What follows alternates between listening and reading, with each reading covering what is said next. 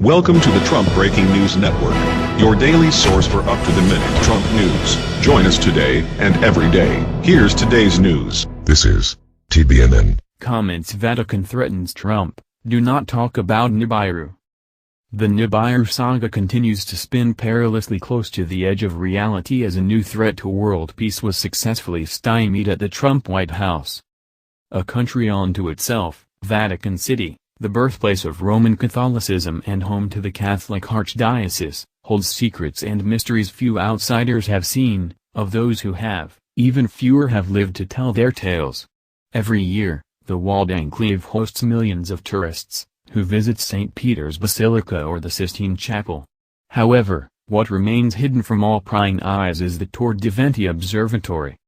It was at the Torre de Venti, in 1623, that Antonio Margheriti, professor of mathematics at the Jesuits Collegio Romano, while surveying the heavens, saw something no man was meant to see: the Nibiru system, a brown dwarf star with 7 companion planets, all hurtling through space toward Earth. The discovery was reported to the Celestial Bishops' Congregation. After months of painstaking work and endless calculations, the conclusion reached was that, sometime in the first half of the 21st century, Nibiru's anterior axis would circle behind the dark side of the Sun and intersect our inner solar system. At that moment, Pope Urban VIII issued the papal bull Nano Nibiru Diabolicum, ordering that no man utter the word Nibiru, under penalty of death, disappearance, and fornication. Therefore, it happened that the Vatican had exclusive knowledge of the Nibiru system, until 1983. When NASA's infrared astronomical satellite spotted the cosmic interloper at the edge of the solar system.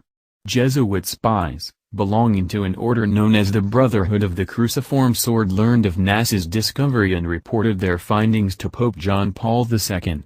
He contacted President Ronald Reagan, warning him that public knowledge of the impending Nibiru apocalypse would compromise religious values and cause an immediate societal breakdown, across the globe.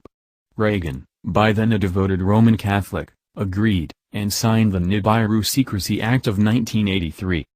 That order stood firm until the evening of January 21, 2017, when, with a stroke of his presidential pen, newly elected President Donald J. Trump ended nearly 400 years of concealment, signing a secret executive order pardoning all Nibiru whistleblowers. At that, the Vatican leapt into action. Powers Most High did not take Trump's actions lightly, our Rome source said.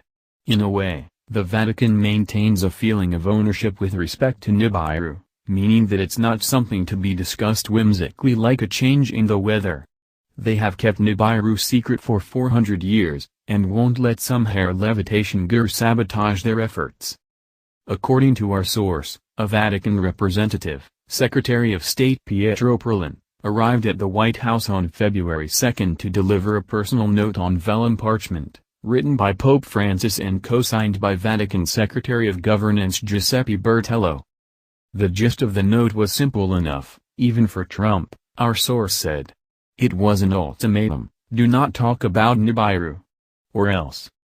Upon reading the note, our source confided, President Trump erupted in anger, telling Pietro Parolin you are fired, and having him thrown out of the Oval Office.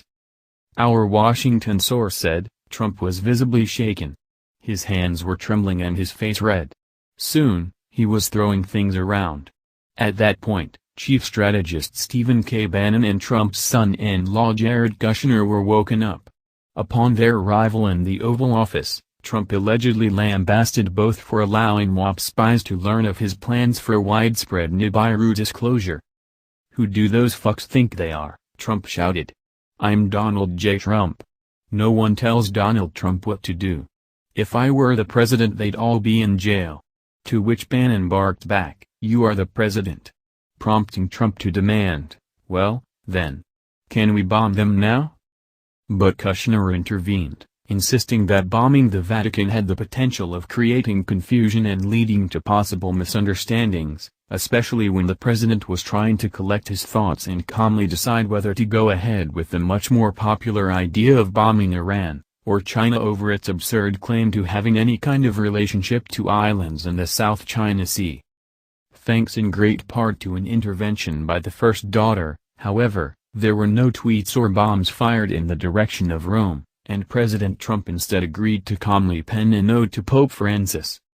While Trump's personal comments to the Pope remain a closely guarded secret, his actions clearly indicate those of a president willing to sacrifice his personal ambitions for the betterment of the people he governs. That's the news. Join us here every day. Be sure to subscribe and click the bell. See you next time. This is TBNN.